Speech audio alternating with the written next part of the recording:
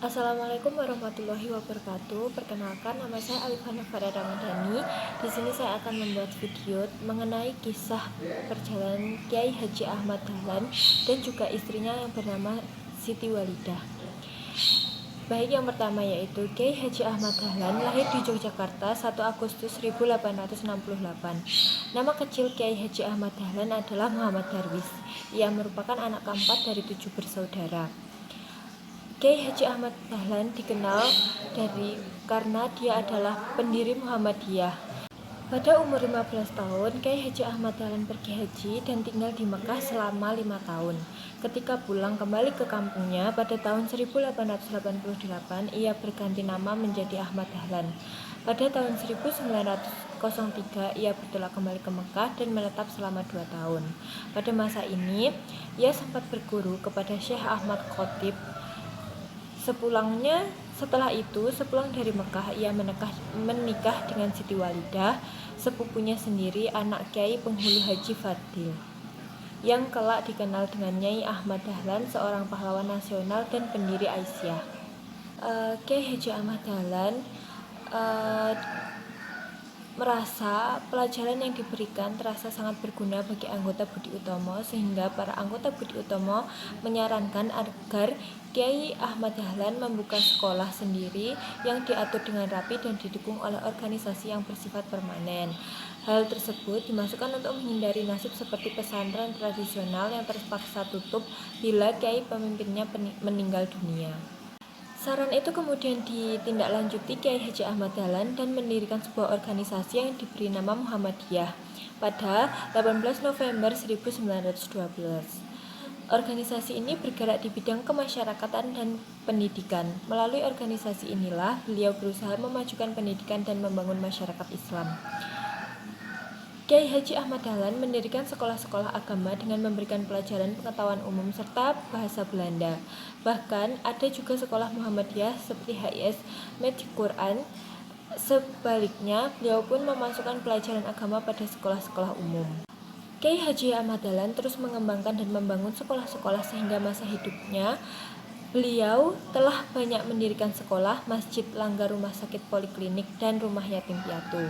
Beliau juga mengajarkan larangan ziarah kubur, penyembahan, dan perlakuan yang berlebihan terhadap pusaka-pusaka keraton seperti keris, kereta kuda, dan tombak.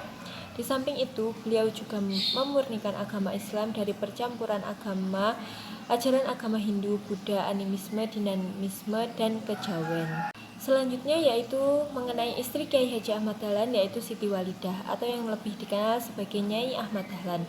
Lahir pada tahun 1872 di Kampung Kauman, Yogyakarta. Ia tidak menempuh pendidikan di sekolah formal. Dengan bimbingan orang tuanya, Siti Walidah belajar Al-Quran dan kitab-kitab agama berbahasa Arab Jawa.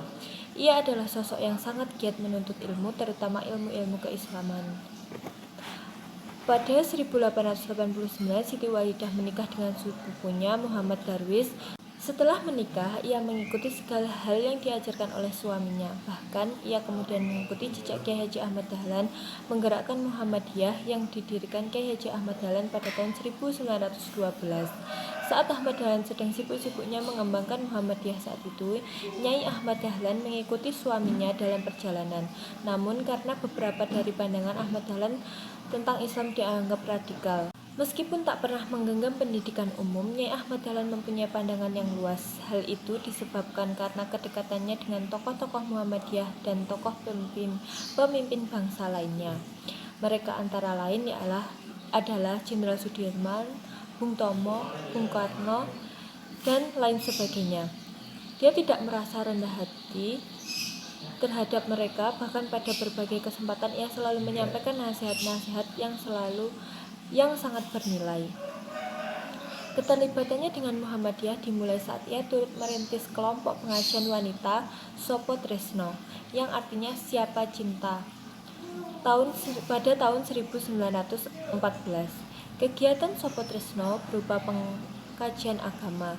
Dia dan suaminya bergantian memimpin kelompok tersebut dalam membaca Al-Quran dan mendiskusikan maknanya.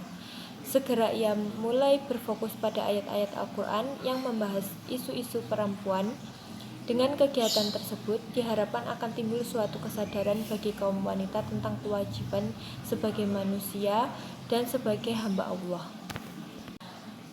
Nama pertama sekali diusulkan adalah Fatimah, tetapi tidak disetujui oleh para tokoh yang hadir. Kemudian oleh almarhum Haji Fakhruddin dicetuskan nama Aisyah, diambil dari nama istri Nabi Muhammad, yakni Aisyah.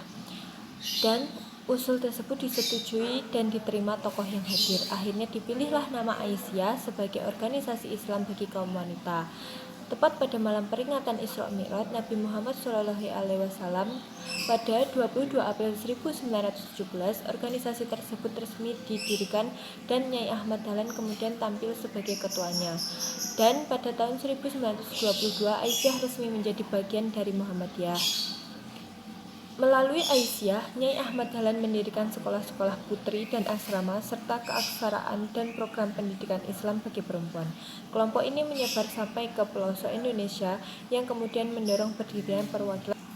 Nyai Haji Ahmad Dahlan terus aktif di Muhammadiyah dan Aisyah walaupun suaminya sudah meninggal pada tahun 1923. Pelajaran yang dapat diambil dari kisah Kiai Haji Ahmad Dahlan dan juga istrinya adalah kita harus terus berani untuk selalu berceramah atau menyebarkan kebaikan tentang ajaran Islam kepada seluruh masyarakat agar menjalankan agama Islam dengan baik dan benar sesuai dengan perintah Allah Subhanahu wa taala. Sekian dari saya, mohon maaf bila banyak kesalahan dan kekurangan. Wassalamualaikum warahmatullahi wabarakatuh.